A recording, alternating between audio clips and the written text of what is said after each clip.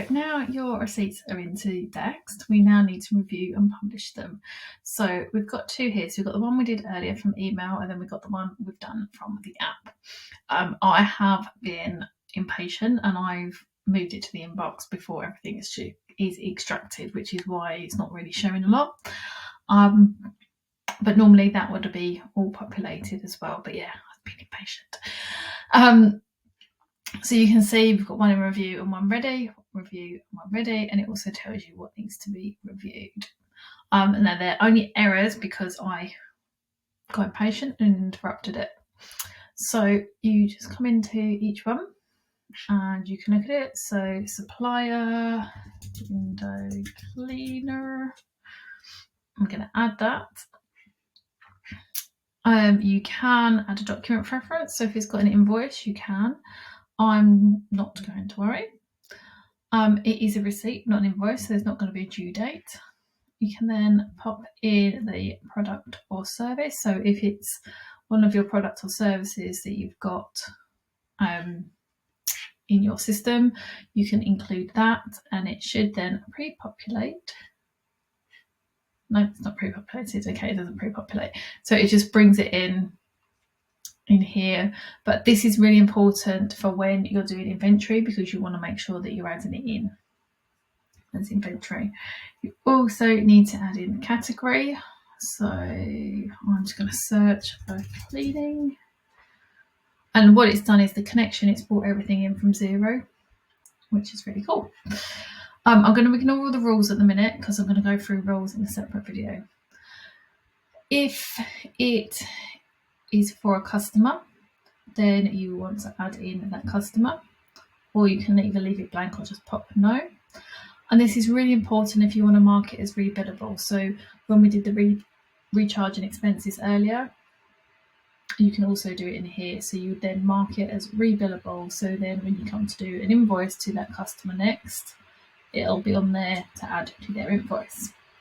If you've not watched the rebilling expenses video, then go and have a look at that as well, because that goes into more detail of how it looks in Xero. But this is just how to mark it as rebillable, indexed, ready to push it through into Xero. You can then do the tracking, and you can add a description. And it's really important to add a description, because if not, it will just come through with a dot with no details. It would normally extract the amount, but because I was being rushing, it didn't.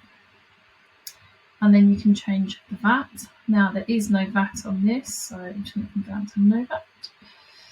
And you can mark it as paid or not paid. In this case, I haven't actually paid this. Literally haven't paid it. But if you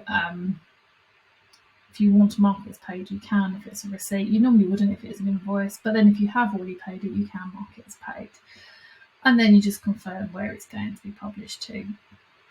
Now, if there are multiple lines on there and they all need to be split to different categories, so for example, if that £18 was made up of £10 cleaning and £8 expenses, I can split it in here and move my head up the way. You can move this up so you can see if you need to. Add a new line, so Windows cleaning, and I am putting that at £10. And it tells you still how much it's out by. And then you can put